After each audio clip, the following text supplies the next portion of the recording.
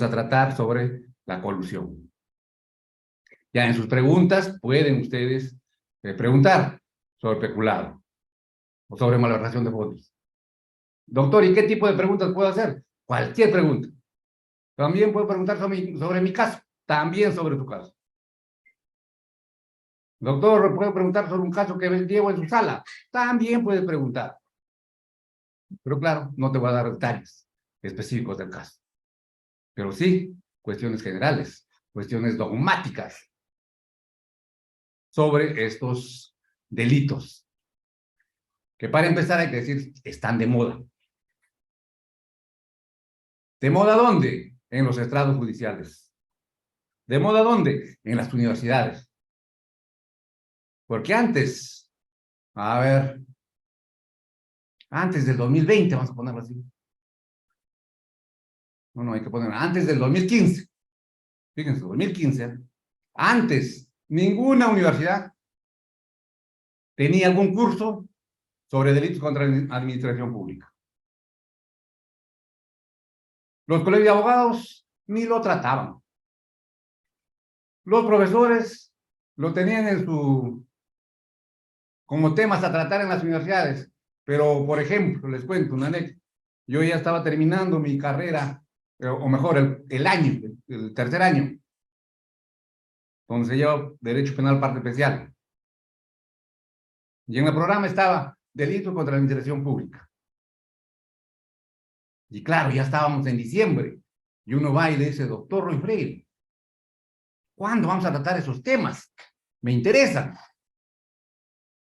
Y el maestro decía, pero esos temas no se tratan, Salinas. Esos temas no se dan. Con esos temas, el abogado no hace dinero, decía. Mejor dediquémonos al robo, al tráfico ilícito de drogas, a los homicidios. Eso sí. Eso se da todos los días, decía el maestro. Y efectivamente uno no lo trataba. No lo estudiaba. Pero desde el 2015 ya las universidades se han dado cuenta que hay muchos casos judiciales que tratan estos delitos o sobre estos delitos. Y claro, ustedes recordarán que eso empieza el año 2000. ¿Y por qué el año 2000?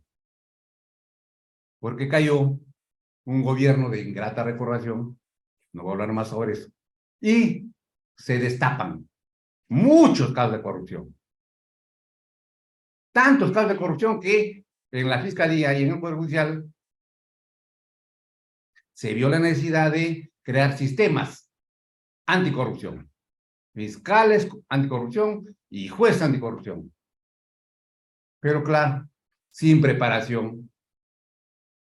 Un fiscal un día durmió como fiscal que veía todos los delitos y despertó siendo especialista en corrupción de funcionarios, en anticorrupción de funcionarios. Igual los jueces, de un día para otro, resultaron ser jueces anticorrupción, sin mayor conocimiento. No se conocía nada. Doctor, ¿habrá habido libros? No había libros. Doctor, ¿habrá habido tesis universitarias? No había tesis universitarias. O sea que se empezó de cero. Y claro, por los miles de errores que se cometieron. Pero ya al año 2015 las universidades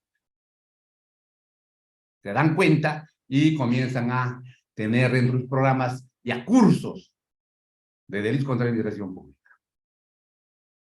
Dicho sea de paso, por ejemplo, me llaman para enseñar a la San Martín, me llaman para enseñar a la Católica, en San Marcos, el curso de delitos contra la administración pública. Ahora este año, por ejemplo, hemos hecho un curso, claro, a distancia, en la Universidad de Santa María de Arequipa. Pero, fíjense, el curso, delitos contra la administración pública. Entonces, la trascendencia de lo que vamos a tratar, o de lo que estamos tratando ya, con ustedes.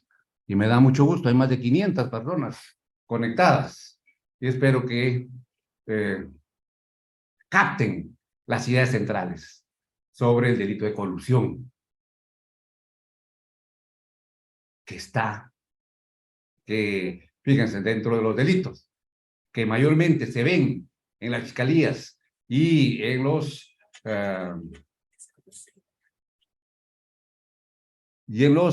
despachos judiciales, está primero el peculado y luego la colusión. Muchos casos de colusión. Yo no sé qué pasa con el peruano que le ponen en las comisiones especiales para contrataciones y no sé, pero siempre hay problemas, siempre tiene problemas.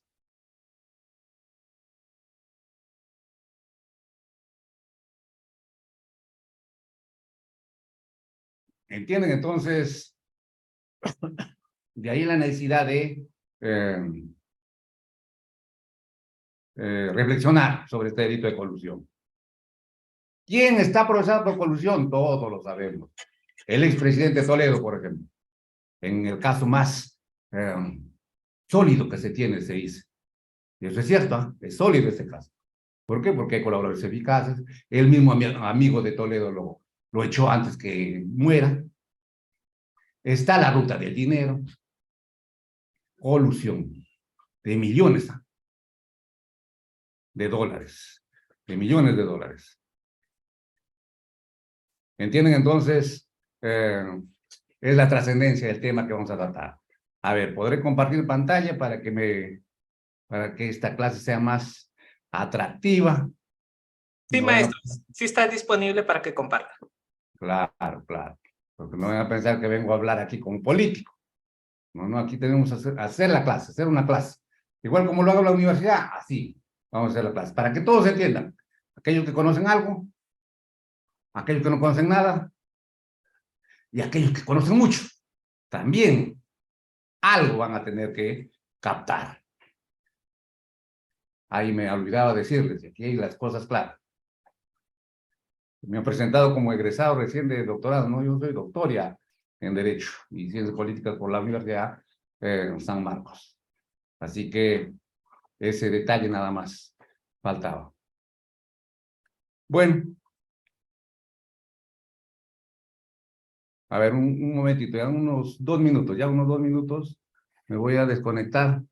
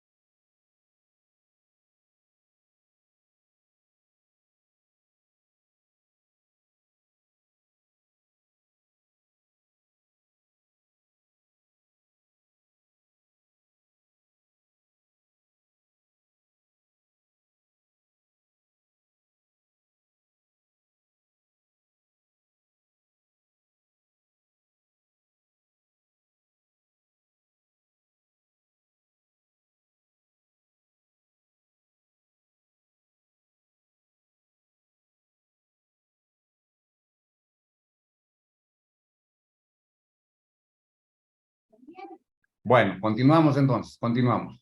A ver, en los libros de Derecho Penal, parte especial, o en los libros de Delitos contra la Administración Pública, la colusión lo pueden buscar y lo van a encontrar con diversos nombres. En algunos, por ejemplo, lo denominan negociaciones incompatibles. Otros, en otros países se trata de fraude a la administración pública. Otros, celebración indebida de contratos. Otros, fraude contra el Estado. En el Perú lo encuentran como colusión desleal. Pero realmente es colusión nada más. No hay colusión desleal. Colusión. Porque toda la colusión, todo acuerdo clandestino, pues es desleal. No se ha visto. No se sabe que hay una colusión leal. ¿Entienden entonces? ¿Esto por qué? Porque claro, yo encargo hacer en la universidad, realizo una monografía sobre Colusión. Y claro, el muchacho, con mucha ilusión, va a las bibliotecas y busca en los libros, colusión, colusión, y no encuentra mucho. Doctor, no hay bibliografía, dice. No hay bibliografía. Y entonces uno tiene que aclararle, bueno, señor, ¿por qué dice que no hay bibliografía? No hay, doctor, porque solamente en 2 libros he encontrado el delito de colusión. Y los demás no lo tratan, doctor. ¿Cómo no lo van a tratar? Hijitos, sí lo tratan, sino con estos nombres. ¿Has encontrado? Sí, con eso sí hay, doctor. Ya, pues eso es colusión. Vaya usted a la fórmula legislativa y vas a encontrar el parecido. Ah, ya, dicen recién. ¿Me entienden? Entonces, fíjense, diversos nombres. Tiene el delito de colusión. Y claro, desde la ley 29758, tenemos en el Perú dividido ya entre colusión simple y colusión agravada. Colusión simple, prevista en el primer párrafo del 384. Y colusión agravada en el segundo párrafo del 384. Como les he dicho, no vamos a leer el Código Penal, pero ustedes lo pueden ver, verificar. Ahora vamos a ver en qué cambia uno y otro. Entonces, ¿qué es colusión simple? Siempre pregunta. Hasta los familiares nos pueden decir, oye, se habla de colusión simple en la universidad, en la tele. ¿Qué significa? Entonces uno tiene que decirle, pues, que colusión simple se verifica cuando el sujeto público, fíjense, los profesores dicen, el funcionario o servidor público, pero los dos, para no estar repitiendo este término, mejor se dice sujeto público, que puede ser funcionario o servidor público. Entonces se verifica, se da, se perfecciona.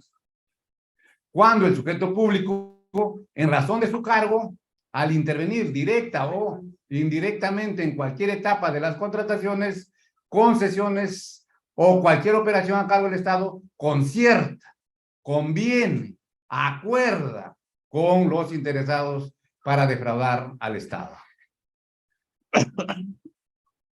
Fíjense. Entonces aquí solamente se verifica el acuerdo. Se verifica el acuerdo. Bueno, y colusión agravada. ¿Y qué es colusión agravada? Ah, se configura, se da, se perfecciona. Otro dice, se consuma. Cuando el sujeto público, al intervenir directa o indirectamente en cualquier etapa de las contrataciones, ahora van a ver ustedes qué significa eso, de cualquier etapa de las contrataciones, o en cualquier operación en la cual participe el Estado, mediante concertación con los interesados, defrauda. Y la ley dice, defraudar patrimonialmente al Estado. Fíjense, en el primero, colusión simple, cuando se descubre el hecho, cuando hay acuerdo clandestino, cuando hay pacto clandestino. Todavía el Estado no se ha desprendido de su patrimonio. Y eso ocurre, todos sabemos, o todos debiéramos saber, ocurre en las etapas. ¿Qué etapas? Preparatorias. En la etapa de creación de la necesidad de servicio, en la etapa de acordar hacer la obra, en la etapa de, puede ser, firma del contrato. Hasta ahí, el Estado todavía no se ha desprendido de su patrimonio. ¿Cuándo se comienza a desprender? Ah, después de firmar el contrato. Cuando ya se va a ejecutar el contrato, lo primero que hacen los corruptos, hay que hablarlo así, es decir, fíjense una cuerda, dice, ya, yo me lo... ¿Y quiénes son los corruptores? Los empresarios. Pues. Antes de que sepa yo algo de esto, veía que muchos empresarios quieren contratar con el Estado. Yo decía, ¿por qué tanto interés? Qué buena gente son los empresarios. Y ahora me doy cuenta que había pues interés en ganar, porque ganan mucha, o sacan mucha utilidad. Pero para sacar esa utilidad, acuerdan con los malos funcionarios defraudar al Estado, sacar más de lo que realmente debieran sacar, ganar más de lo que realmente debieran ganar. Y entonces buscan al sujeto público. Van y le dicen, ¿sabes qué? Yo quiero que me dé la buena pro. A cambio de que me dé la buena pro, yo te voy a dar el 2% o el 3% del total de la obra. Claro, ustedes dirán, pues bueno, si la obra cuesta 100.000 soles, hay mucho. Pero si hablan de 30 millones, 200 millones, 500 millones, pónganse ustedes a poner, a sumar el 5 o el por ciento o el 3%.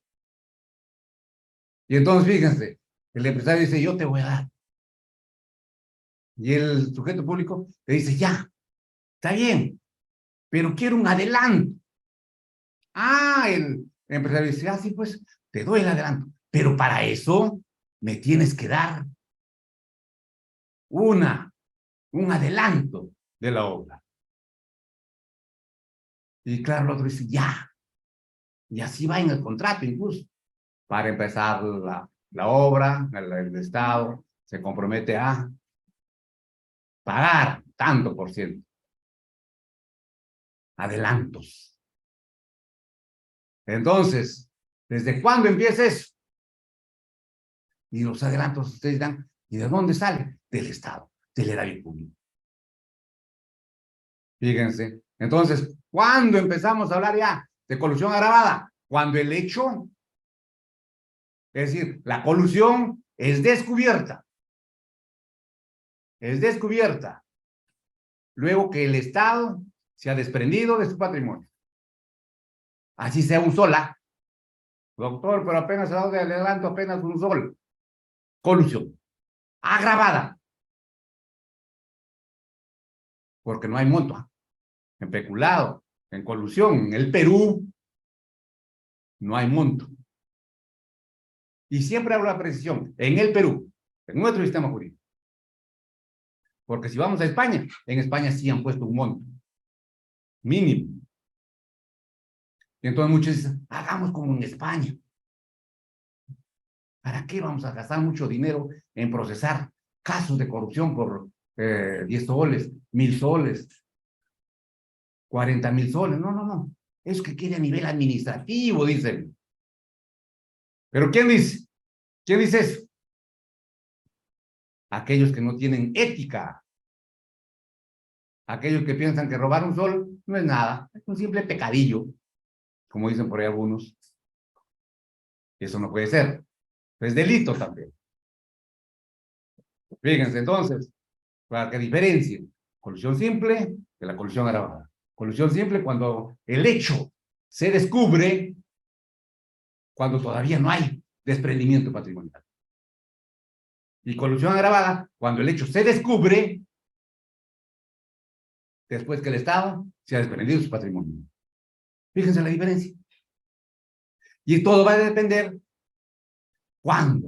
de cuándo se descubre la colusión, de cuándo se descubre el concierto de voluntades fraudulentas.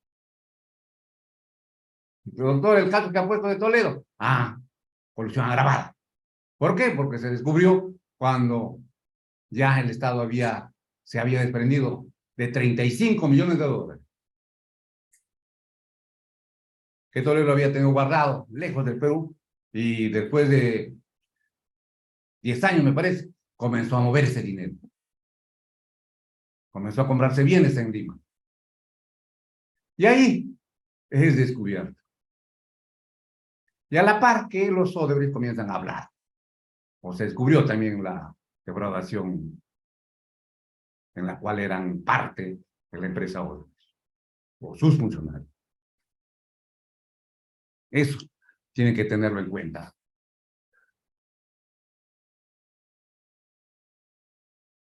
Diferencias. Ya dijimos la diferencia.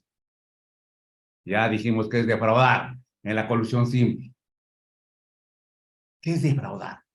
Que la ley dice, basta que haya defraudación, que defraude. La ley dice que el que concierta para defraudar, es decir, para el futuro, defraudar significa salirse del rol especial asumido por el sujeto público. Y por supuesto la violación de los principios de honestidad y veracidad que guían la conducta de quién, del funcionario público encargado de las contrataciones del Estado. Este asume roles incompatibles y contrarios a las expectativas patrimoniales del Estado. ¿Por qué? Porque el sujeto público, su labor, su función dentro del Estado es hacer contrataciones. Y es por eso, como luego vamos a ver, no cualquier funcionario del sector público puede ser autor de este delito. Solamente lo van a hacer el titular del pliego y los funcionarios o servidores públicos que trabajan en las oficinas se denominan abastecimientos, oficinas de contrataciones, tiene muchos nombres esa oficina. Entonces, todos esos funcionarios de servidores públicos son candidatos a ser autores de colusión. Entonces, esos funcionarios servidores públicos que su labor es contratar obras o servicios a favor del Estado, tienen que representar bien al Estado. Es decir, buscar el mejor precio, buscar el mejor producto. Es como un particular que quiere contratar, por ejemplo, quiere comprar una casa. En particular, lo primero que hace es buscar precio, buscar una buena casa y luego hacer que se rebaje el precio. Esa es la labor del sujeto público, de estas oficinas, por ejemplo, de contratación. Y entonces, cuando se colude, por supuesto, todos esos principios lo deja de lado. Y ya no representa al Estado, sino resulta allanándose a lo que le dice la otra parte, el corruptor. En perjuicio, por supuesto, de otros postores, que los dejan de lado. ¿Entienden? Entonces, ya, ese funcionario no es honesto, no es veraz, es un delincuente más, que decirlo abiertamente. No hay que tener miedo a decir las cosas. Es un delincuente.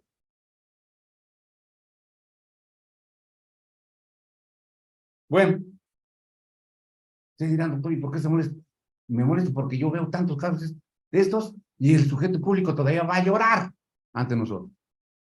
Que por mi familia, que por mi hijito, que por mi mamá. Pero cuando estaba ahí, ¿acaso fue fiel con el Estado que le paga mes a mes? No, que ya no lo va a volver a hacer, nada, señor. Ya lo hizo. Es como que ya mató.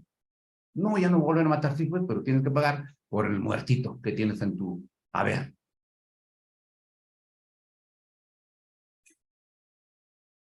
Y fíjense, en esto estoy desde el año 2013, viendo este tipo de casos. Y uno pone sentencias, pensando en que ya no van a volver a ocurrir casos. Más casos hay.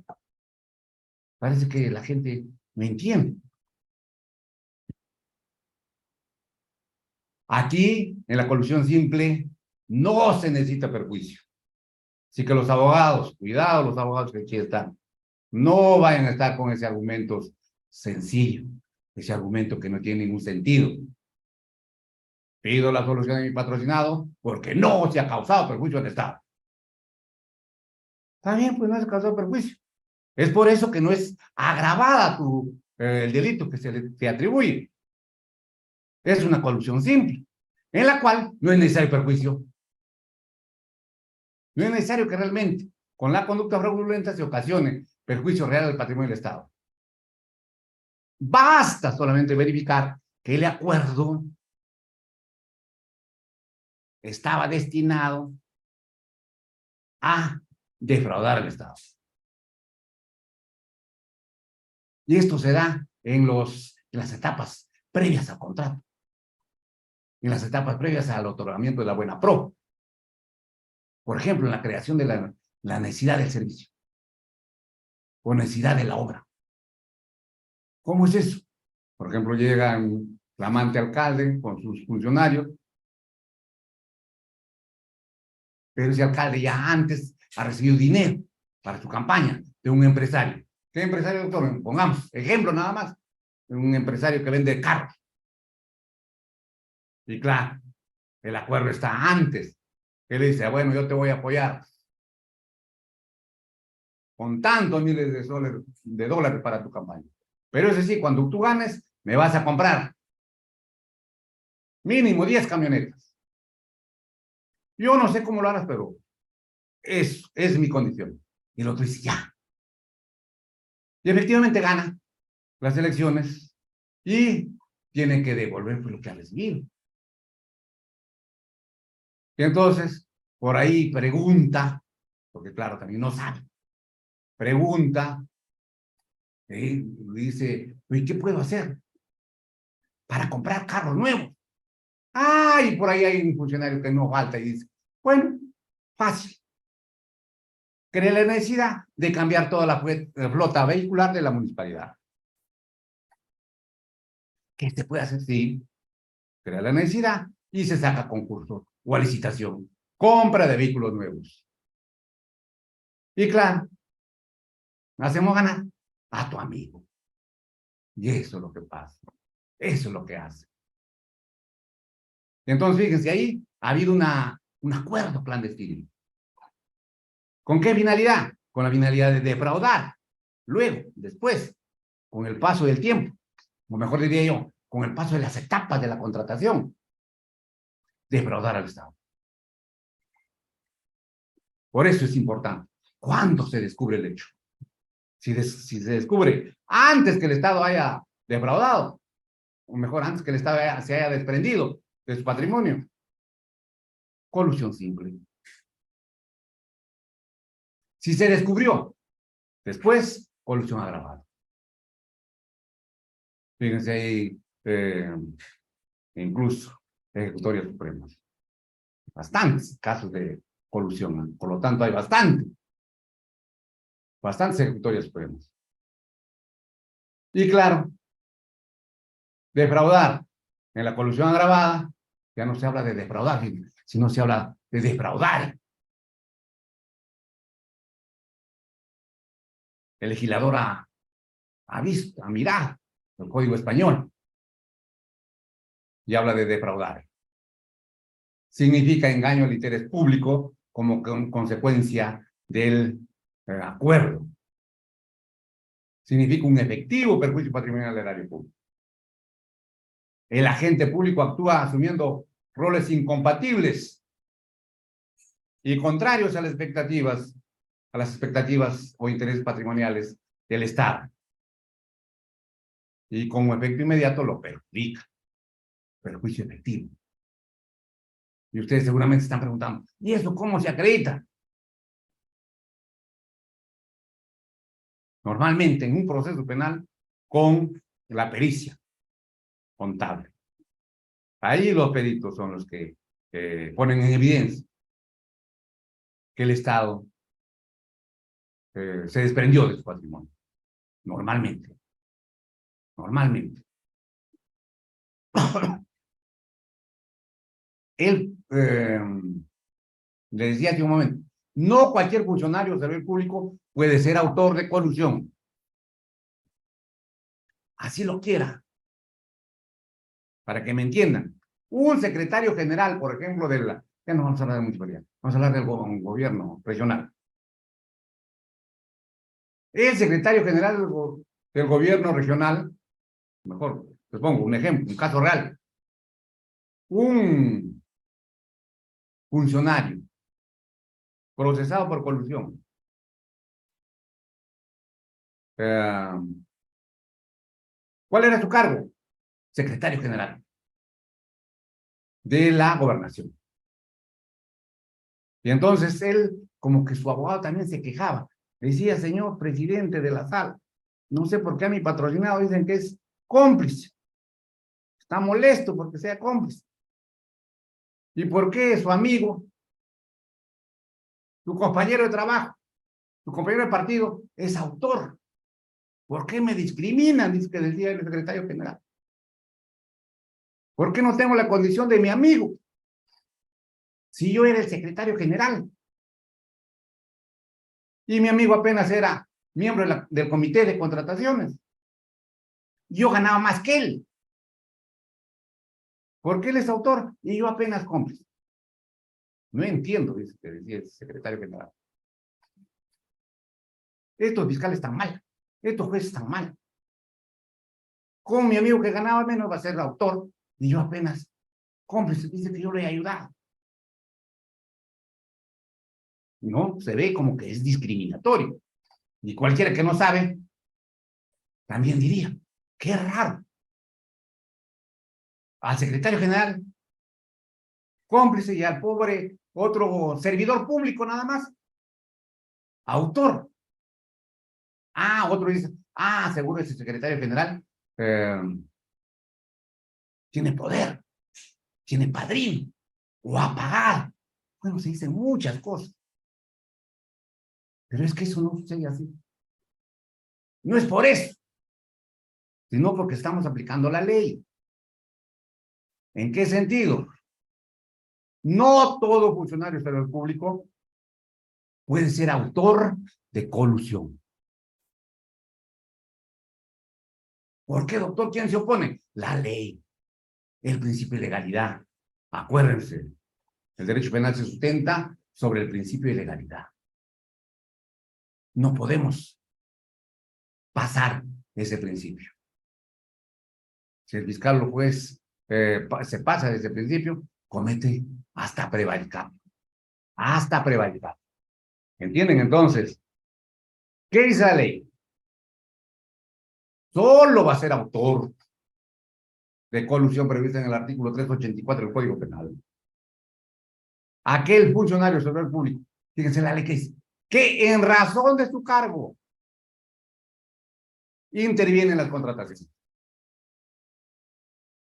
¿Qué significa en razón de su cargo? En razón de su función, en razón de lo que hace dentro de la institución pública, en razón de lo que desempeña. Entonces, ¿quiénes, doctor? ¿Quiénes? Solamente hace un momento les dije que pueden ser autores el titular del pliego o los funcionarios servidores públicos que trabajan en las oficinas de contrataciones o adquisiciones o abastecimientos. Eso también, fíjense, les cuento. Yo no sé por qué esas oficinas tienen un solo nombre. Debieran tener un nombre para todas las instituciones. Porque en unas se dice oficina de abastecimiento, en otra oficina de adquisiciones, en otra oficina de contrataciones. Qué raro, ¿no? Y claro, uno que está tratando con una oficina de contrataciones en Lima, va a Arequipa a buscar esa misma oficina y no encuentra. Dice, oye, esto no hay acá. No existe. No, pero hay aquellos que contratan con esta. Es la oficina de adquisiciones, vaya por allá. Se va tan a buscar la oficina de contrataciones o de adquisiciones. No encuentra. No hay. No existe. Entonces tiene que ser más específico, decir, esa oficina donde contrata está, sirve para contratar, comprar bienes, servicios. Es la oficina de abastecimiento. Y claro, el ciudadano para perder. Eso no puede ser. Eso ahí, por ejemplo, algo se tiene que hacer. Entonces, solamente los sujetos públicos que trabajan en estas oficinas o en estas dependencias, que dicho sea de paso, todas las dependencias públicas tienen esta oficina, porque claro, siempre necesitan contratar servicio o contratar para que sean obras. Siempre. Entonces, esos sujetos públicos son candidatos a ser autores de colusión.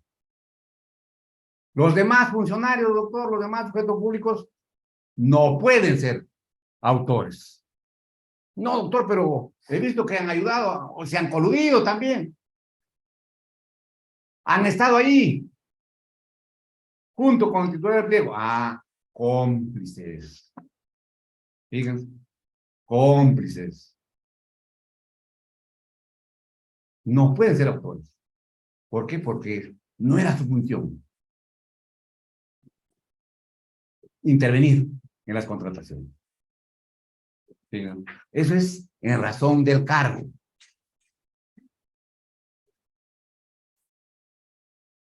Y vamos al titular del pliego. Porque siempre, hasta el abogado de Toledo ya lo he escuchado decir.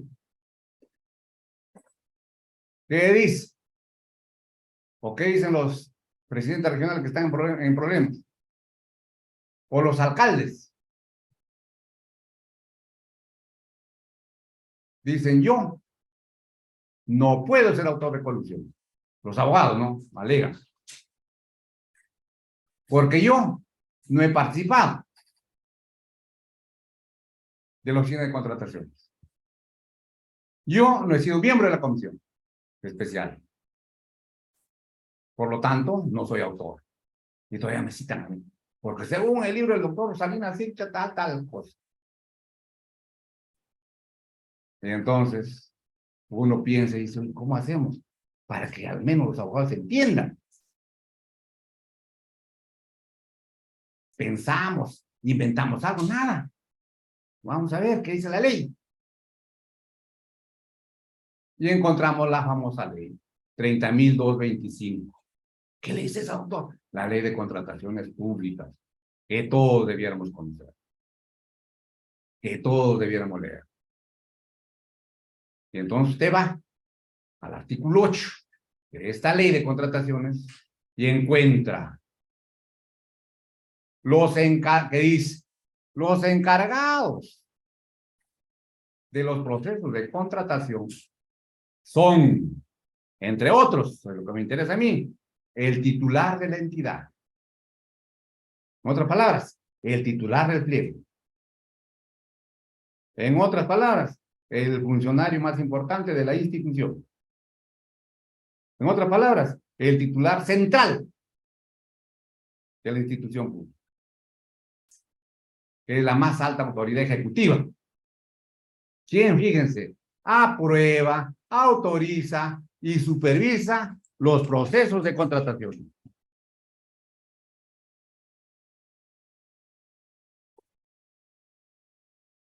Esto es, supervisa el proceso en todos sus niveles, en forma directa o por terceros. Fíjense, ¿dónde nace esto de por razón del cargo del titular del pliego? De la ley de contratación. Doctor, ¿puede delegar? Sí puede delegar, pero no en cualquiera. Porque si delega ante, como ocurre, ante el familiar, o delega al sujeto funcionario público incompetente, si delega a un allegado del partido,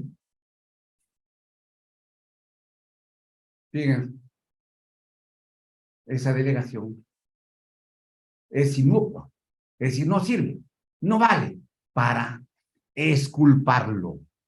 Fíjense lo que les digo, para exculparlo. Igual responde penalmente.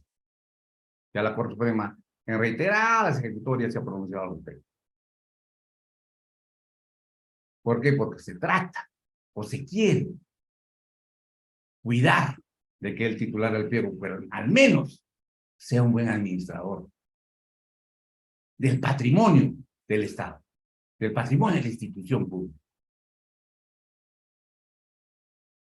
Fíjense, también está el área de usuario, los órganos encargados de las contrataciones, los miembros del comité, Pero lo que a mí lo que yo me interesa, y seguramente a muchos de ustedes, es dejar claro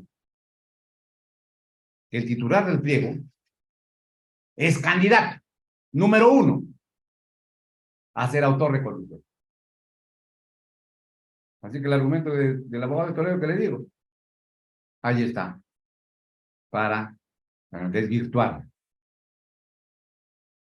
No que yo no sabía, no sabía.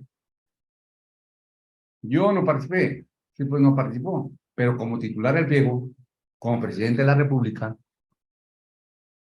como titular del Poder Ejecutivo.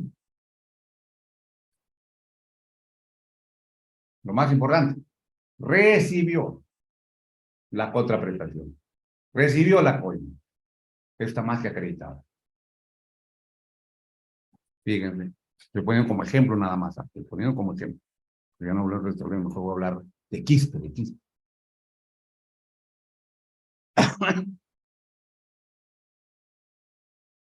Concertar.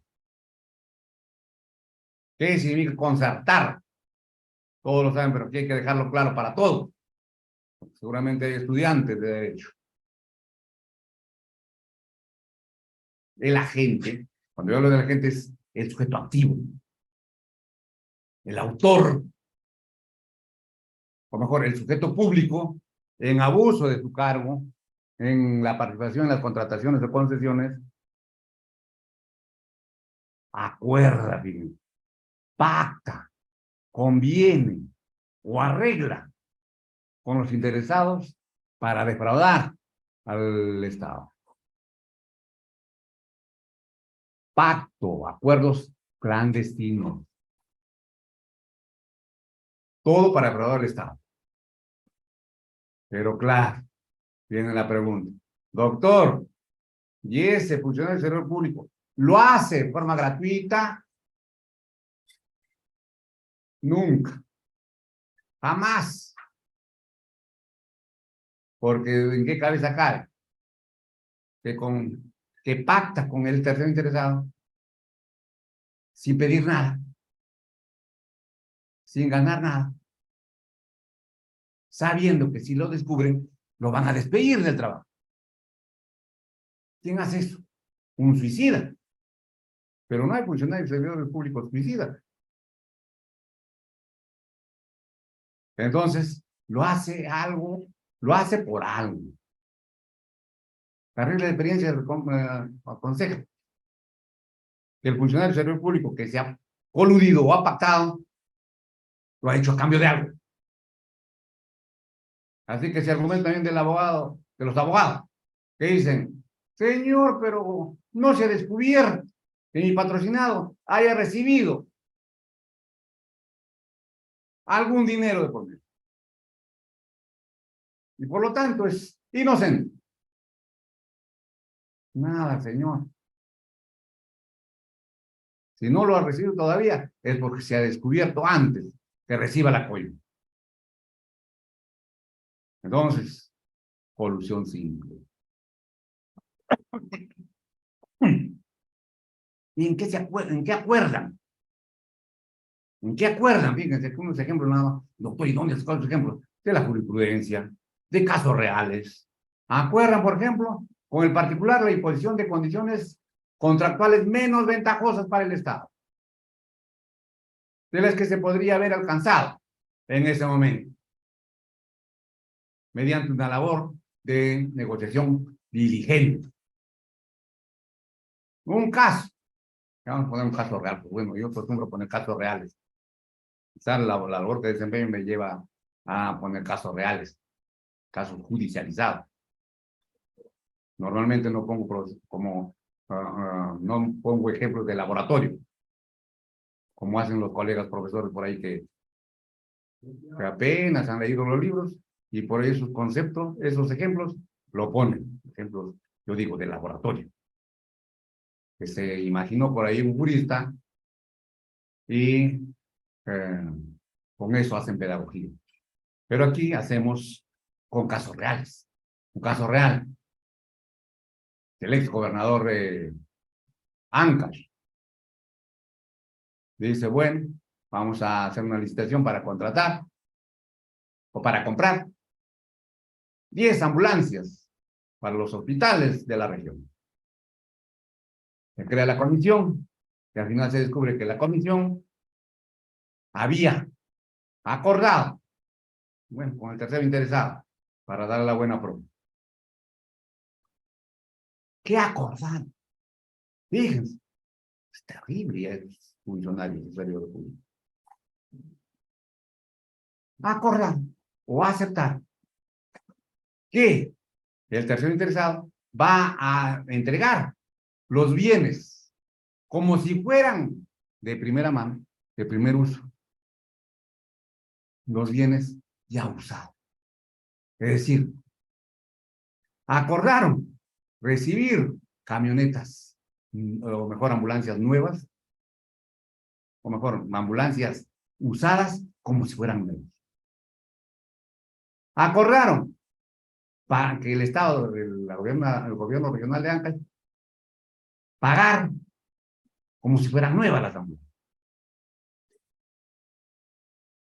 Pero, hasta ahí, bueno, podría aceptar. Pero lo que más terrible es que, aparte del precio normal como si fueran nuevas, incrementaron el 5% más de ese costo por cada ambulancia. Y normalmente se descubre, también la Real Dependencia descubre, que esos incrementos son la contraprestación. Porque eso sí, también tienen que saber, colegas, ustedes lo saben, pero hay que decirlo, hay que decirlo. Porque también escucho por ahí, oiga, señor, pero ¿por qué dice que yo soy autor? Si yo no he defraudado del Estado.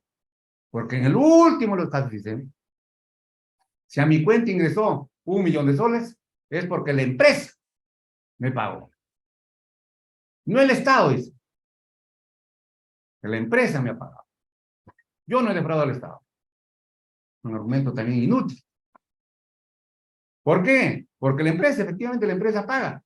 Pero ¿de dónde creen que saca la empresa para pagar la coima? De esos 5% más. Fíjense.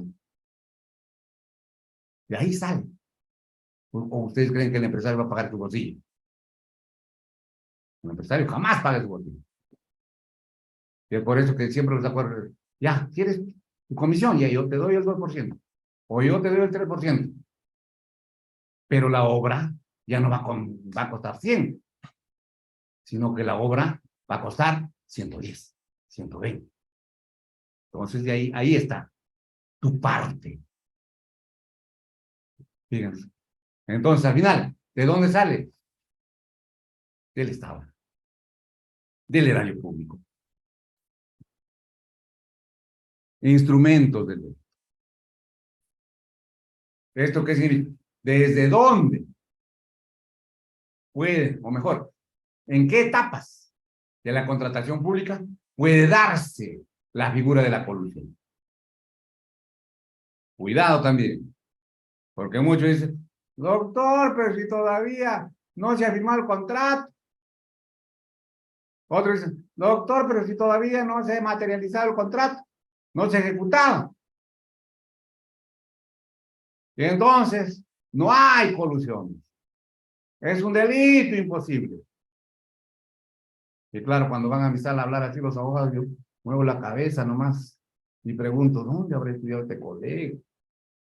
¿Por qué no se inscribe a los diplomados que hacen los colegios de abogados? ¿Por qué? Porque la ley señala, fíjense, hemos leído el 384. Bueno, ustedes lo pueden leer. No hay tiempo para leerlo, no hay tiempo. Estamos corriendo aquí más bien. En cualquier etapa de las contrataciones. Entonces, ¿cuáles son las etapas? Fíjense, acá los tengo. Las más relevantes. La generación de la necesidad del servicio a la obra. Es inicial. Si se cree esa necesidad, dice, viene la etapa del requerimiento. Luego del requerimiento, la presentación de las propuestas. Luego la presentación de las propuestas, la evaluación de esas propuestas. Luego viene la adjudicación. Otros dicen la buena pro. Se le da la buena pro. Luego de la buena pro, se prepara el contrato. Luego de que se prepare el contrato con todas las cláusulas, todas las condiciones, viene la firma del contrato. Luego de la firma del contrato viene la ejecución. Luego, al final, tiene que haber una liquidación de la obra o del servicio. En cualquiera de estas etapas puede darse el acuerdo. En cualquiera de esas etapas. Cuidado, no solamente con el contrato. Puede darse en cualquiera de esas etapas. Y entonces, por eso le decía, ¿cuándo vamos a decir que es simple o agravada? Dependiendo de dónde se descubra el acuerdo clandestino. De acuerdo a donde se descubra el hecho colusorio. Yo digo, el contexto colusorio. Depende de dónde se descubra. Si se descubre antes de la firma del contrato, colusión simple. Porque hasta ahí el Estado no se ha perjudicado. Todavía el Estado no se ha desprendido. Porque eso sí, cuando el Estado, o se cree que el Estado se ha desprendido de su patrimonio, colusión agravada. Puede ser antes del contrato, casos excepcionales. Se ha dado un caso, se ha dado caso, pero yo he visto un caso donde antes de la firma del contrato y el gobierno regional se había desprendido de su patrimonio. Lo había dado como adelantos. Colusión agravada. Todo tiene que ver si ha habido desprendimiento patrimonial. Bien. Hay un precedente. El 2002. La ejecutoria del 4 de junio del 2002 considera que la conducta del acusado se encuentra tipificada en el delito de colusión en razón de que se le incrimina en su condición de alcalde haber adquirido bienes sin la respectiva cotización y sin que exista un cuadro comparativo que para esos casos se exige, con el agregado de que los mismos se encontraban sobrevalorados y en algunos casos inoperativos. Es una barbaridad ya. Comprar bienes que no sirven, haciéndolo pasar como nuevo, es decir, pagando como nuevo el Estado.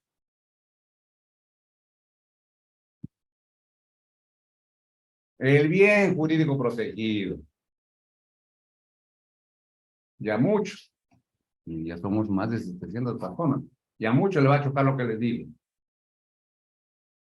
Y hay que decir las cosas como son. Aún así, tierra amigo. Ya varios de los que consideran mis amigos ya no lo son.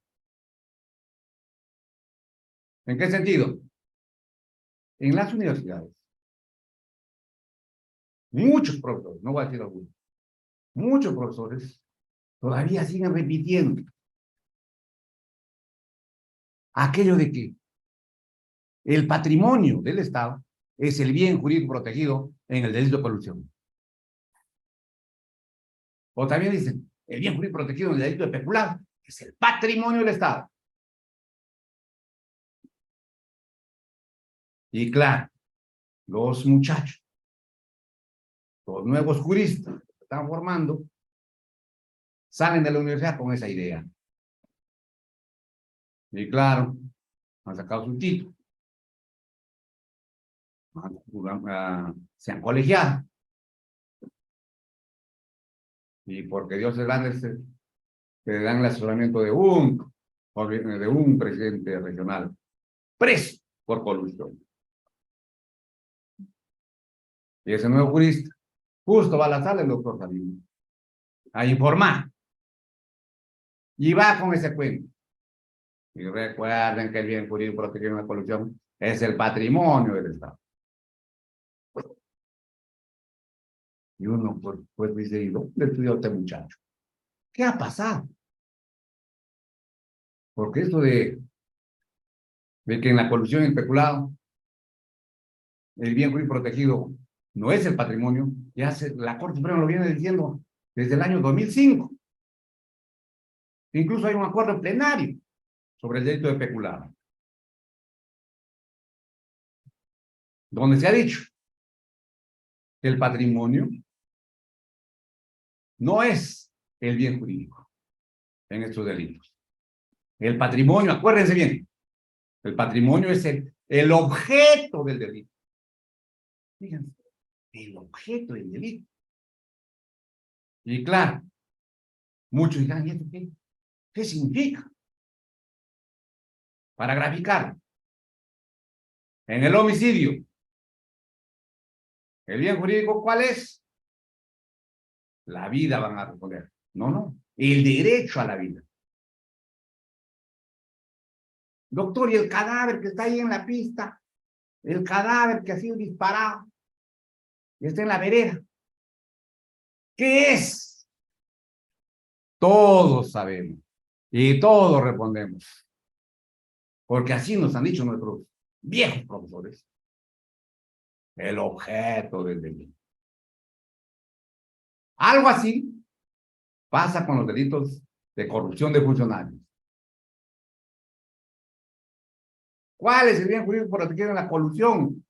Principios o deberes previstos en la ley. Doctor, ¿y los 35 millones? Objeto del delito. Doctor, los millones que se embolsilló el peculador, objeto del delito. ¿Para qué sirve? Fíjense, igual que en el homicidio. Por eso me gusta hacer este parangón, esta comparación, para que todos entendamos. Y así esto lo entendemos, como lo digo a mis alumnos, estudien otra cosa. En el homicidio. La reparación civil va a depender, lamentablemente es así, de quién es el occiso. ¿Quién es la víctima? Si la víctima es, por ejemplo, el mejor cantante del Perú, la reparación civil va a ser altísima. Si es un obrero, ya todos lo conocen, la reparación civil va a ser baja. Todo va a depender, fíjense, del objeto, del occiso. Si el occiso es el mejor futbolista del Perú, por ejemplo, la reparación civil va a ser altísima. Si es alguien que recién está empezando a jugar, la reparación civil va a ser considerable, pero no alta. Fíjense, entonces el objeto del delito sirve para el efecto de la reparación civil. A ver, ahora te doy la palabra a Israel. Y también los delitos de colusión. Doctor, ¿es lo mismo 35 millones que 1 millón? No, pues. ¿Cómo se va a ver, doctor? En la reparación civil. La reparación civil que se llevó 35 millones, se le van a poner 35 millones más. Yo diría otros 35 millones más. Doctor, y si fue 1 millón, se le pone el 1 millón más algo adicional. Pero eso ya depende de quién. De la parte civil. De la parte civil. Para eso, fíjense, sirve el objeto del delito. A ver, Israel, por fin una pregunta.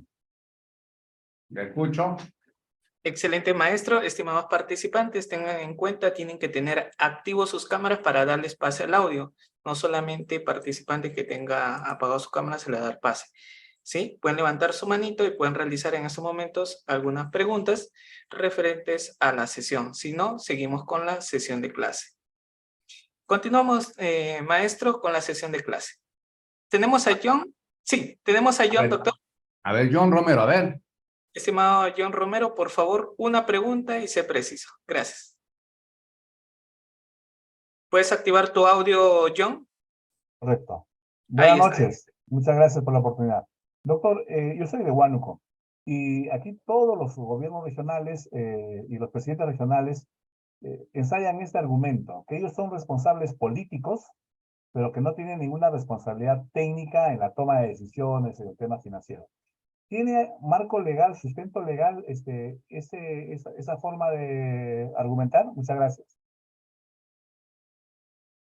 Buena pregunta, buena pregunta. Otro argumento por ahí.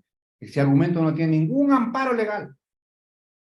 Ningún amparo legal. Pero claro, si el fiscal no sabe y el juez no sabe, que los hayan. Hay que decirlo también. Se deja sorprender. Se dice, sí, pues, efectivamente. Y solo los del comité le tratan de responsabilizar todo. ¿Y cuál es el amparo legal? Usted dirá, la ley de contrataciones. Ahí está, especificado, las funciones del presidente regional. Incluso la ley de región, la ley de las regiones, también está especificada las funciones específicas del presidente regional o el gobernador. Actualmente se llama gobernador. Allí se establece que es el encargado de supervisar todas las etapas de las contrataciones. Mucho más, incluso, de que en algunas contrataciones solo él firma. Fíjense. Entonces, ese argumento de que solamente es un actor político, que nada tiene que ver con el patrimonio del Estado, es un argumento torpe, que antes funcionaba, pero ahora difícilmente, porque hay que decirlo, los fiscales y los jueces ya están más preparados, ¿no? Pero claro, todavía nos falta, pero vamos en ese camino. Bien, ¿alguna otra pregunta? A ver, Raúl, a ver. Sí, Raúl Mejía. sí, maestro, tenemos primero a Israel y luego a Raúl, por favor. Estimado Israel, una pregunta, por favor, también sé preciso. ¿Puedes activar tu audio? Nuevamente te doy pase. ¿Sí? Sí, por favor. Hoy sí, ¿se me Adelante. escucha? ¿Se me escucha? Sí, adelante. Doctor, para comenzar es un gusto y un honor estar presente aquí en sus clases y me ha llamado mucho la atención lo que usted ha comentado, doctor, o distinguido doctor, en lo que ha mencionado acerca de que si es un obrero, ¿sí? Es muy diferente esa reparación civil a que viniese del futbolista, ¿no? Eso me llama la atención. Y doctor, con respecto a eso, mi pregunta va, ¿qué senderos, qué puntos y bajo qué premisa, doctor, se estaría poniendo en faz para poder sacar esos montos o poder corresponderlos de ser el caso? Esa es mi pregunta, doctor. Excelente pregunta, Israel, excelente. Y yo también cuando estaba en la universidad decía, oye, pero ¿por qué? Ahí están discriminando, ¿cómo va a ser posible? ¿Por qué el rico va a tener más reparación civil que el pobre? Y entonces uno entendía. Y luego estudiando, viendo lo que es responsabilidad contractual, llegamos a determinar eso de lucro cesante, lucro emergente. ¿Conocen algo al respecto? Sí, seguramente. Entonces, se dice, no se dice, dicen, si no es así. ¿Cómo es? Porque la parte civil tiene que acreditar. Usted está pidiendo 50 millones por el occiso. A ver, ¿por qué? Explique, justifique. Y dice, pues sale por ahí. Bueno, señor, el occiso era el mejor futbolista del Perú, ganaba mensualmente $1 millón. Y eso, con su muerte, ha dejado de ganar. Y, por supuesto, mantenía a tal persona. Y ahí están todos sus partidas de función. Uy, caramba, y efectivamente. Y está acreditado que ese señor ganaba tantos millones de dólares o de soles. ¿Qué va a hacer el juez? ¿Qué va a hacer el juez? Manejando esos conceptos. En cambio, ha fallecido Manuel Pérez. ¿Cuánto ganaba mensual? El mínimo. ¿Cuánto ha dejado de ganar? El mínimo. ¿Cuánto es el mínimo? No llega ni a 1.000 soles. Ahora, lucro cesante. ¿Cuánto lo calculamos? Que vengan los peritos. Y fíjense, por ahí sale la diferencia. Es por eso también, habrán escuchado, si usted lesiona al pintor en su mano, le va a tener que poner una reparación civil altísima, que si usted lesiona la mano de otra persona, de una persona que no es pintor. Fíjense, parece chocante, discriminatorio. ¿Cómo hacer esa diferencia? Decimos. Pero en el proceso se acredita esas cuestiones. Y si se acredita, el juez no tiene otra alternativa que fijar esas reparaciones civiles. Fíjense, lo dejo ahí porque podríamos hacer una clase de responsabilidad extracontractual. A ver, otra pregunta. Raúl Mejía, alzó la mano. Sí, maestro. Maestro, ¿le parece si al finalizar damos por algunas preguntas? Porque estamos también contra el reloj, porque a las 9 tenemos otra capacitación. Ya, pues, ¿y qué hora finalizo? ¿A qué hora le doy la intervención a los colegas? Usted diga. Faltando 10 minutos, doctor, damos pase a los participantes. Yo le confirmo. Muy bien, me avisas, ¿no? Porque hay que dar participación a los colegas. Sí, maestro. Bien, entonces Raúl y Ángel Díaz a las 8:50. Bien, hablamos del bien jurídico protegido en la colusión. Principios, deberes. ¿Qué principios de deberes? Ya les he adelantado ya. Principio de imparcialidad, principio de transparencia y trato justo al postor o a los proveedores. ¿Y eso dónde está? Me dicen. En la ley. Ustedes van al título preliminar de la ley de contrataciones y ahí encuentran los principios que deben orientar el trabajo de los funcionarios y servidores públicos encargados de contratar bienes o servicios, obras o servicios. Ahí está.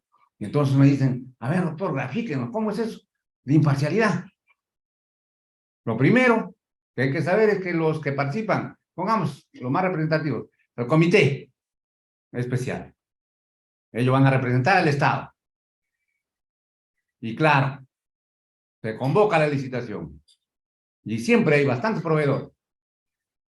Grandes obras, hay 2 o 3, pero siempre va a haber proveedores. Entonces la idea es que ese comité sea imparcial para evaluar a los 3 proveedores. De mega obra estoy hablando. Tiene que ser imparcial y evaluar las condiciones que presentan los 3 proveedores de forma imparcial. Transparencia. Tiene que ser transparente con los 3 proveedores. Tiene que darle a conocer las condiciones que pone el Estado a los 3. Tiene que darle la información de con cuánto presupuesto se cuenta para la obra a los 3 proveedores. Trato justo al postor. A los 3 tiene que tratarlos de forma igual. Si los proveedores quieren hablar con el comité, debe recibirlos. y conversar con ellos. Eso es lo normal, lo natural. ¿Por qué? Porque está buscando la mejor condición para comprar o para que hagan la obra y que lo hagan bien. ¿Cuándo se deja de lado estos principios? ¿Cuándo se rompe la imparcialidad? Ah, cuando hay un acuerdo clandestino. ¿Cuándo es eso? Y doctor, ¿es necesario acreditar ese acuerdo? No es necesario. Pero claro, los abogados también vienen ahí. No se ha acreditado el acuerdo. A ver, ¿cuándo se reunieron? A ver, ¿qué conversaron? Ah, como no hay esos datos. Ah, entonces no hay colusión. Eso ya es infantil. Eso es un argumento de un abogado que no conoce. Doctor, pero hay fiscales que creen. Ah, bueno. Hay jueces también creen, absuelven. De todo hay. Pero no vamos a estar trabajando para ellos. Entonces, ¿cuándo nos damos cuenta que hay colusión? Cuando se ha puesto en tela de juicio el principio de imparcialidad. Es decir, de los 3 proveedores que se presentaron, vamos a poner Odebrecht se ha coludido con el comité. Y claro, vienen, se acordarán los canadienses, los españoles, los tratan de forma desigual. Como ya se coludió, solamente le dan toda la información a Odebrecht y a las demás las tratan mal. No la reciben. El principio de transparencia, no le dan información. Todo para Odebrecht. Todo para el cual se han coludido. A las demás empresas. Todo es oscurantismo. Todo es secreto. No hay información. Trato justo, por supuesto. 2 proveedores son tratados en forma desigual. No son recibidos. Solamente Odebrecht. ¿Qué ha pasado ahí? Se ha puesto en tela de juicio. Se ha lesionado los principios de imparcialidad, transparencia y trato justo al postor. Fíjense, esos principios.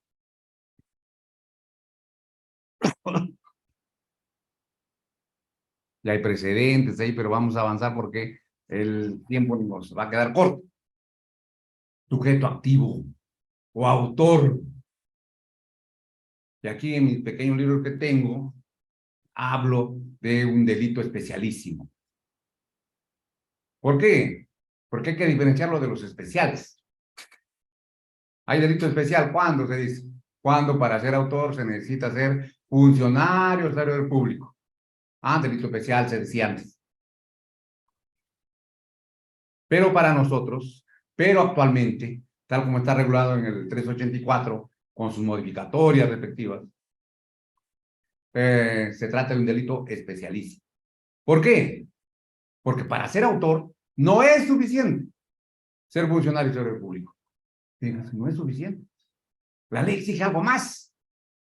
¿Qué es ese algo más? Ah, tener la competencia de participar en las contrataciones o concesiones. ¿Qué, doctor? ¿Todos los funcionarios públicos no son competentes para contratar? No, pues, ya les he dicho. Solamente los funcionarios públicos que trabajan en las oficinas de contratación. Y claro, siempre el titular del crédito. Eso no tiene escapatoria.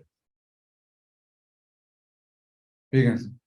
Entonces, por eso decimos aquí en esta lámina, para que un ciudadano peruano responda como autor del delito de colusión, no es suficiente que sea sujeto público, sino es necesario que tenga relación funcional.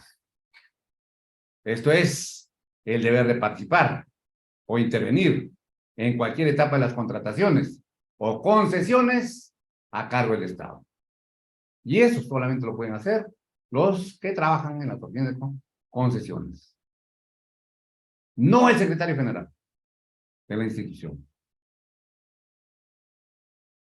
A menos que lo hayan designado como miembro del comité especial. Sería raro, pero bueno, cuando hay colusiones hasta eso se puede llegar. Pero si no participa como miembro de la comisión, así sea el secretario general, así él sea el dueño de la institución. Porque conozco secretarios generales que se creen ya los dueños. No puede ser autor. Pero doctor, hemos descubierto que se ha participado en la colusión. Sí, pues, responde como cómplice del delito. Un precedente allí. Otro precedente. De Arequipa. Los interesados como cómplices. De aquí, para entender lo que voy a decir, tengo que señalarles algo sobre mi tesis doctoral que sustenté en San Marcos, sobre la teoría de infracción de deber. La teoría de los delitos de infracción de deber. Fíjense. Ustedes saben que hay una pugna entre Yacos y Roxin. Los dos grandes penalistas. Fíjense, y vivos todavía. Que lo podemos ver por YouTube en sus conferencias. Les recomiendo que lo escuchen, que lo lean a estos señores, que son como el Messi y el Ronaldo del fútbol. Así como aquel muchacho que quiere ser futbolista le pregunta quién es Messi. Ah, sabe toda su vida. ¿Quién es Ronaldo? Ah, también lo sabe. Igual nosotros queremos ser aficionados al derecho penal. Se deben preguntar por Jaco, ustedes saber. ¿Qué ha escrito al menos? Te preguntan por Rosín, debes saber. Porque si no conoces a esos máximos exponentes, mejor dedícate al derecho laboral, derecho civil, qué sé yo. Porque en penal te va a ir mal. ¿Entienden? Vas a jugar siempre como los jugadores que no conocen a Ronaldo y Messi, van a jugar siempre en segunda nada más, o en el bar, pero no van a ir a una competencia, no van a ir a las grandes ligas. Igual con el abogado, penalista. Si no conoce bien a estos señores, no va a estar en las grandes ligas. ¿Por qué? Porque lo van a descalificar si va alguna vez. Entonces, está en pugna permanente los jacobsianos con los roxinianos. Pero en lo que se han puesto de acuerdo, es que en los códigos penales existen dos tipos de delitos. Los delitos de dominio, que antes se llamaban delitos comunes, y los delitos de infracción de deber, que antes se denominaban delitos especiales. Siempre en los códigos penales van a haber esos dos tipos de delitos. Y entonces, los dos también se han puesto de acuerdo, ya no hay discusión, que para saber quién es autor y quién es cómplice, en los delitos de dominio, se utiliza mayormente la teoría del dominio del hecho. Y para saber quién es autor y quién es cómplice en los delitos de infracción de deber o especiales, se debe aplicar la teoría de infracción de deber. Y claro, cuando llegamos al detalle de la teoría de infracción de deber, ahí vienen las diferencias entre los jacobsianos y los roxinianos. Doctor Salinas, ¿usted por cuál va? ¿A quién admira más? A Roxini. Porque consideramos que es más terrenal.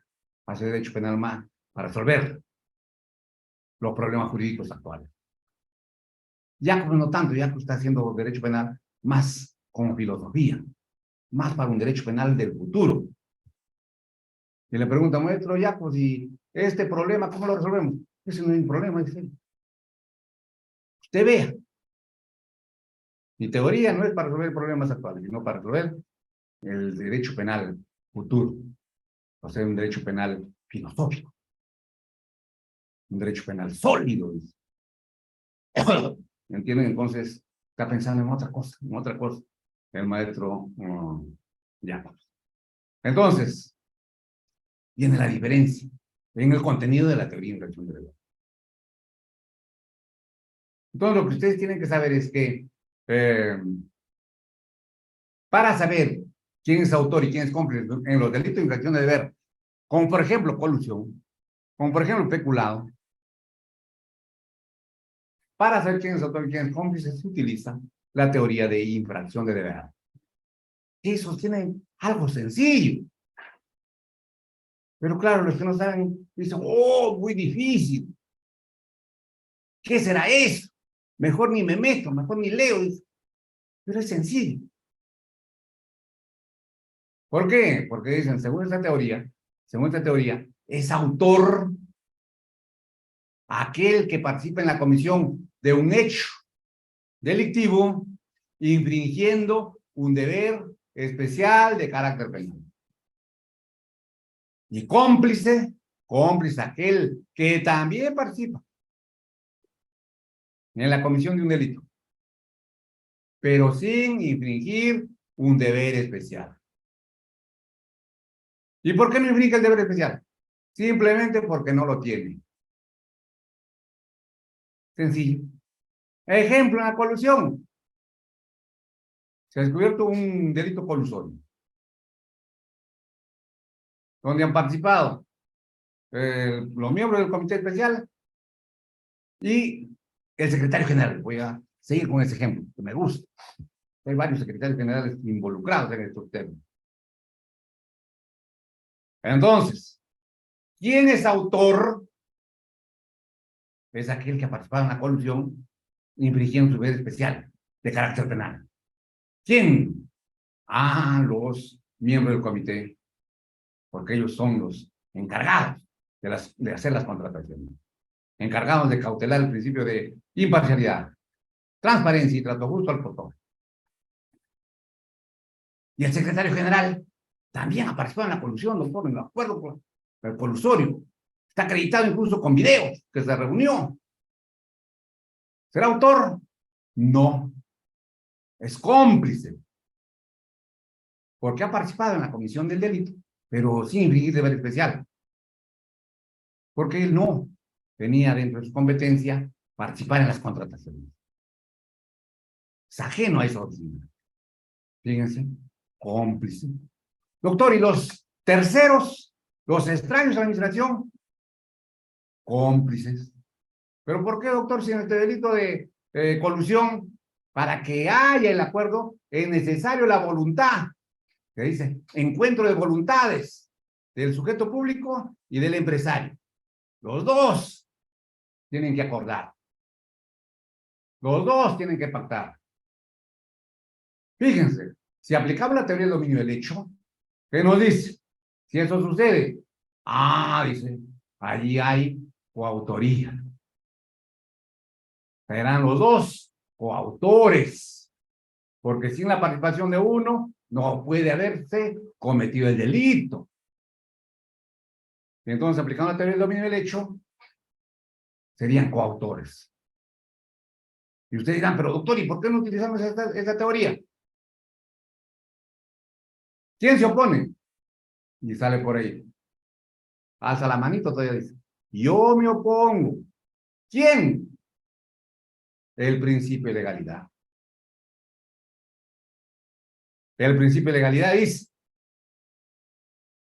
que solamente van a ser autores los que participan representando al Estado, es decir, un sujeto público, participan en las contrataciones.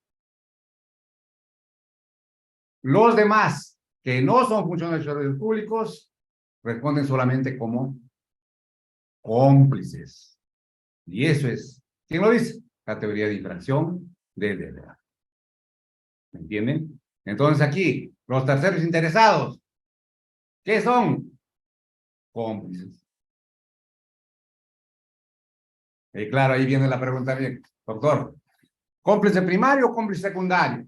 Otra pregunta que hay que responder. Y yo respondo de esta forma. Y dicho sea de paso, un share, para mi libro. Todo lo que yo les comento está en este librito. Fíjense, la nueva edición de mi librito. Sexta edición. Entonces, ¿ahí qué decimos?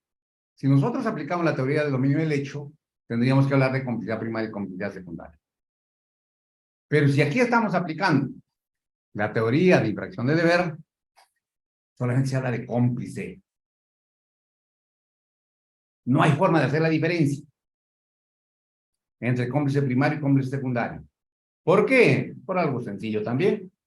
En la teoría de infracción de deber no se toma en cuenta el aporte que haya hecho el partícipe en la comisión del delito. Solo se toma en cuenta el que si infringió o no infringió su deber. Entonces, en la teoría del dominio del hecho sí se hace la diferencia. Se dice, si el cómplice apoyó en forma imprescindible, cómplice primario. Pero si lo hizo en forma prescindible, es decir, con o sin su participación, igual el delito hubiese cometido, cómplice secundario. Pero fíjense, en los delitos de infracción de deber, no se puede hacer esa diferenciación. No, pero aportó más. ¿En qué? Y otros por ahí, ingenuos, dicen, no, doctor, por ejemplo, en la colusión, uno recibió 1 millón de coima, el otro recibió 100 soles nada más. El que recibió 1 millón, cómplice primario, y el que recibió 100 soles nada más, cómplice secundario. Y eso no puede ser. Porque aquí ya se he dicho, el patrimonio del Estado no es el bien jurídico, sino los principios o deberes. Por ejemplo, el principio de imparcialidad. Pongamos que el tercero interesado ha ayudado. El tercero interesado A y el tercero interesado B. Pongamos que queremos hacer una diferencia. ¿A quién le ponemos como cómplice primario y a quién como secundario? No se podría hacer, ni hipotéticamente. No, doctor, pero los alumnos siempre muy inteligentes. Dicen, doctor, sí podemos hacer la diferencia. Por ejemplo, hay 2 terceros interesados que se han coludido y uno hacía vivas que sí se puede, sí podemos, vamos, funcionario, firme el contrato, firme el contrato. Ese sería cómplice primario, a diferencia del otro que estaba calladito nomás, esperando a ver la buena voluntad, si aceptamos o no aceptamos. Ese sería cómplice secundario, dice. Eso no puede ser, porque los dos al final están ayudando a que el funcionario del servidor público infrinja sus deberes de carácter penal. En concreto, no hay diferencia entre complicidad primaria y secundaria en los delitos de infracción de deber, como es la colusión. El tercero interesado, cómplice nada más. ¿Y cuándo hay colusión indirecta? Cuando el sujeto público piensa, cree, escapar de la acción de la justicia, no quiere participar él directamente, sino busca a otro, para que otro se coluda a su nombre. Pero luego se descubre que ese tercero estaba actuando a nombre del funcionario público competente. Colusión indirecta. Sujeto pasivo. Y aquí un detalle a los abogados, litigantes, los abogados que tienen procesos defendiendo a un procesado que se le atribuye colusión o peculado. Fíjense, se comete un error garrafal que ni los abogados se dan cuenta. Por eso yo digo, cuando van a mi sala, digo, oiga, señor, usted es abogado del acusado o su enemigo. ¿Qué está pasando aquí? Porque vienen a mi sala en apelación, por supuesto, y donde encuentro, bueno, y se sentencia Juan Pérez por el delito de colusión a tantos años de pena y al pago de reparación civil de 1 millón de soles a favor del Estado y de la gobernación de Arequipa. Es decir, todos agraviados. ¿Y ustedes creen que como agravio del recurso algo ha alegado el abogado en ese sentido? Nada. ¿Y cómo va a ser? 2 agraviados. Y por supuesto, van a informar el procurador general del Estado, el procurador que defiende el Estado, es decir, el procurador anticorrupción, y por ahí aparece otro procurador. ¿Quién es ese señor? El procurador del gobierno regional de Arequipa. Uy, ¿qué pasó? Señor, yo también, mi institución está como agraviada. Vas a la sentencia y efectivamente ahí está. Agraviados el Estado y la gobernación de Arequipa. Cosa. No se determinó en la investigación preparatoria quién era el agraviado realmente. Y así ha sido condenado. Y el abogado nada reclama al respecto. Y el abogado deja que haya 2 agraviados en el proceso. Y eso dirán, pero doctor, ¿qué más da? ¿Qué más da? 2 reparaciones civiles. 2 agraviados le van a cobrar la reparación civil. Y eso es una desventaja para el procesado. Es una desventaja que no tiene amparo legal. Por eso, el sujeto pasivo es el Estado, siempre digo. Pero todo depende del Ministerio Público, que puede poner como agraviado al Estado en general o, fíjense, o a la institución pública directamente perjudicada. En el caso que les pongo, puede poner al Estado o puede poner al gobierno regional de Arequipa. Nunca los 2. Porque no puede, pues, haber 2 agraviados por un mismo hecho criminal. Eso es perjudicial para el procesado. Y claro, el primero que debe saltar y reclamar y denunciar es el abogado defensor. Pero fíjense, sus detalles no lo tomen en cuenta. Claro, el abogado defensor va a dejar de ser el defensor de repente, pero el pobre procesado, al final, el procurador anticorrupción le va a estar cobrando.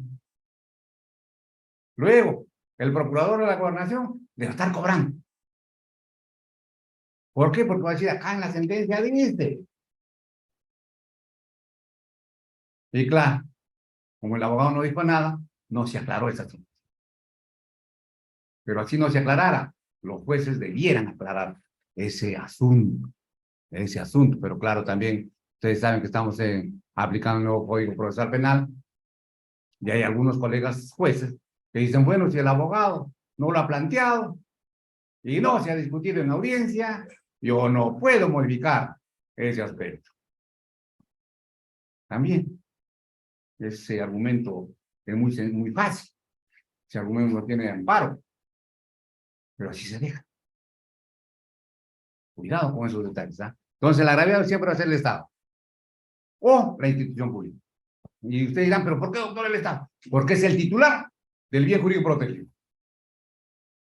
Es el titular de los principios de imparcialidad, transparencia y trato justo al postor. Nadie más. Nadie más. Fíjense aquí, ustedes dirán, doctor, pero eso seguro es su posición. Nada, mi posición está respaldada siempre por los precedentes la Corte Suprema. Y les recomiendo, lean los precedentes de la Corte Suprema. Ahí en la página principal del Poder Judicial, ahí aparece. Ejecutoria de la Corte Suprema. Orientadoras. Nos sirven. A los abogados les debe servir para ganar casos. Y a nosotros los jueces, para resolver los casos. A los fiscales, para investigar bien. No perder el tiempo por ahí. Investigando cuestiones que nada tienen que ver con el delito en sí que está investigando. Fíjense este precedente. Y este es del año 2004. Eso no es nada nuevo. Tratándose de delito contra la administración pública, el sujeto pasivo resulta únicamente las instituciones que representan al Estado y que a su vez son perjudicadas con la comisión del delito. Es decir, en el presente caso, el Instituto Peruano de Seguridad Social. Hoy es Salud. Es quien solo debe ser considerado como agraviado.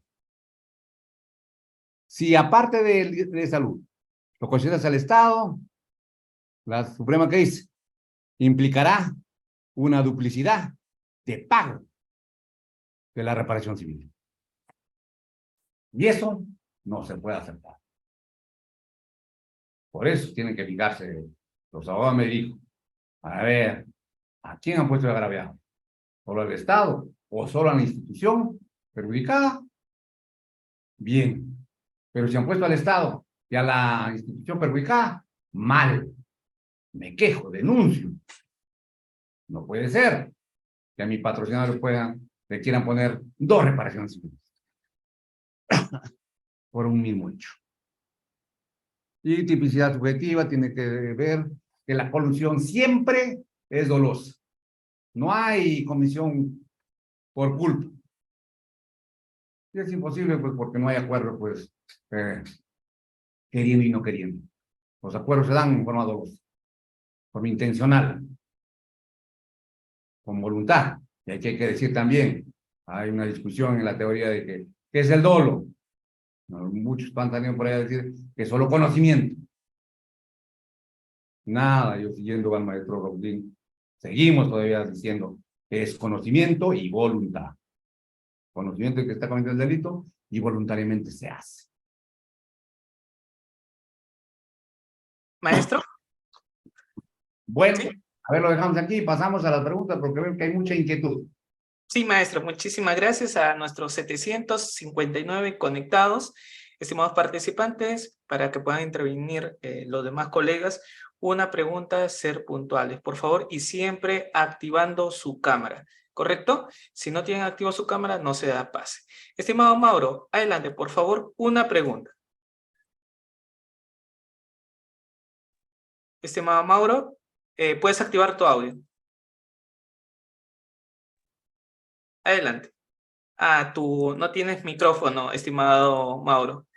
Los demás participantes que realicen sus preguntas, ¿sí? ¿Me confirma? Tenemos a Paolo. Estimado Paolo, una pregunta, por favor.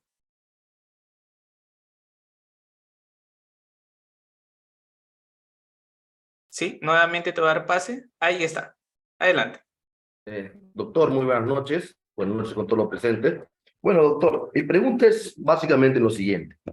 Usted mencionó, ¿no? En reiteradas oportunidades, y la norma sí es clara al expresar lo siguiente, que no es suficiente ser un funcionario público para ser, pues, considerado como autor del delito de colusión. Tiene que también, especialmente, tiene que también trabajar en las oficinas que se llevan a cabo las contrataciones, ¿cierto? También usted mencionó, señor doctor, que los autores también pueden ser considerados los miembros del comité. ¿Qué pasa? Que a última hora se le comunica al presidente suplente que va a presidir esa comisión para ver la adjudicación de un servicio X. Y van a juicio como autor, pero el señor no es trabajador ni de la oficina de contrataciones, ni es un trabajador X de la institución. Y es sentenciado como autor. Esa es mi pregunta, doctor. Ya, pues por eso, como decíamos, si es miembro de la comisión, ya es sujeto público. Pero doctor, no gana por el Estado, sí pues, pero al haber aceptado ser miembro de la comisión, se convierte en sujeto público y candidato a ser autor de la colusión. Doctor, ¿y eso dónde está? En la ley de contrataciones. Eso no ha llegado ahí porque el tiempo también, pues por eso decía, el tiempo es cortísimo. Ahí está el titular del pliego, el área usuaria y el comité especial. Son candidatos a ser autores de colusión. Entonces, según lo que me cuenta, está bien el título de imputación. Ahora, doctor, pero no participó en la colusión. Ya es otra cosa. Que tiene que ver con la actividad probatoria que hay al respecto. Pero en principio, está bien procesado su patrocinado como autor de colusión. Está bien la imputación. Ahora, acreditar su responsabilidad ya es otra cuestión que tiene que ver con la prueba. Bien, otra pregunta. Excelente, maestro. Tenemos a 4 participantes, pero ninguno activó su cámara. Ya saben, siempre activando su cámara es un requisito primordial. Estimado Albert, adelante, por favor, una pregunta. Sí, mi estimado, muchas gracias. Doctor, muy buenas noches. Es un honor escuchar su excelente ponencia, doctor. Doctor, tengo una inquietud, doctor, que quiero aprovechar en hacerle. Respecto a la teoría de la infracción del deber, entiendo, doctor, que la infracción del deber es eminentemente dolosa. Es decir, no puede haber infracción del deber si es que no se acredita el dolo. En la práctica, doctor, muchos servidores subordinados que no necesariamente tienen interés en un pacto colusorio y que simplemente se abocan a cumplir con su trabajo o con las órdenes en las cuales sus superiores les dictan. Doctor, bajo la imputación subjetiva, ¿se podría procurar buscar una causa de justificación de aquellos servidores que obran en razón de sus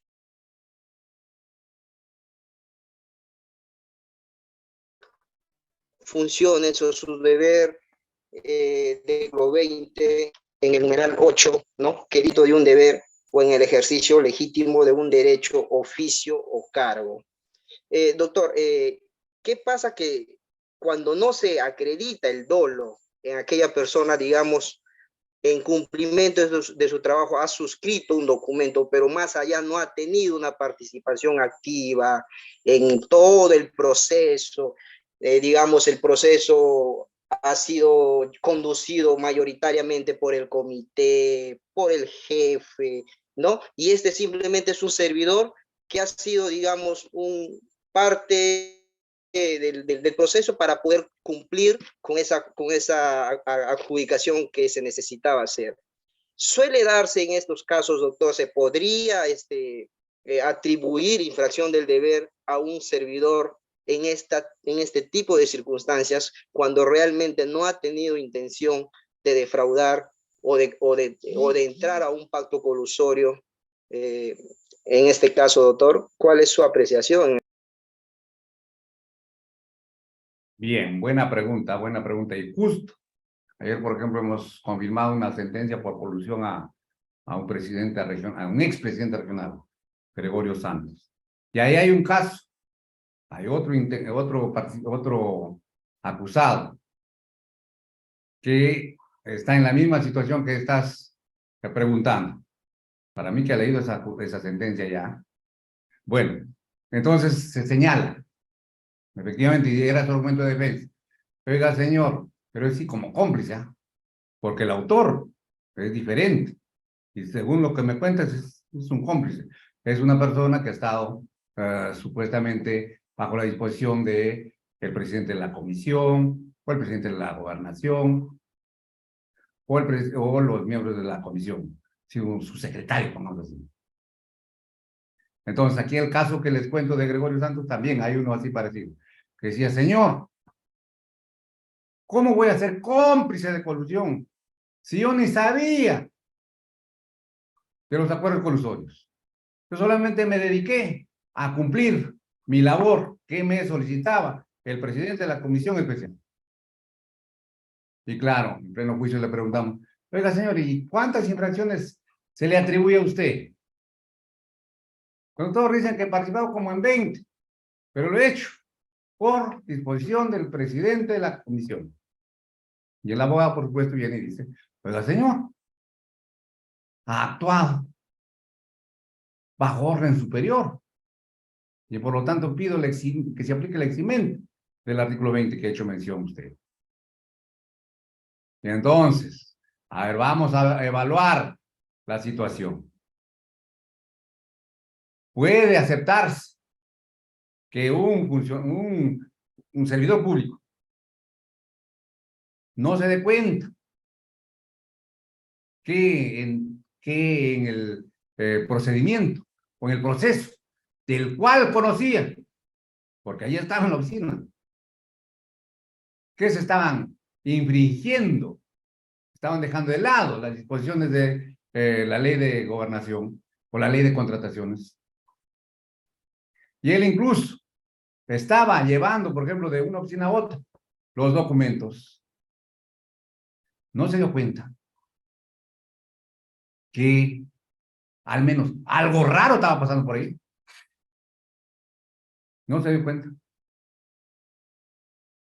Pero este señor, así confirmaba su condena, ¿por qué? Porque luego la fiscalía pues acreditó que este señor recibió en su cuenta 20,000 soles de la empresa corruptora. Justificación es que le dieron porque era un buen trabajador de la gobernación. Fíjense. Entonces, esos detalles se tienen, pero eso ya tiene que ver con la prueba. Pero claro, si usted me dice, doctor, pero un solo acto nada más realizó. De ahí nada más. Ya también ahí, si la actividad probatoria dice que solamente un solo acto, es factible que digamos pues que no conocía, no pudo saber, no pudo darse cuenta. Por lo tanto, se le absuelve. Fíjense. Pero no porque por si hay dolo o no hay dolo, si hay culpa o no culpa, sino que simplemente no se pudo dar cuenta. No pudo actuar ni siquiera por negligencia. Fíjense, porque eso sí, el derecho penal no está para héroes, sino para personas común y corriente. Un solo acto, por supuesto, no puede determinar participación como cómplice. Entonces, todo tiene que ver, estimado colega, con la actividad probatoria. Pero en principio, puede ser investigado por cómplices del delito de corrupción, no como autor.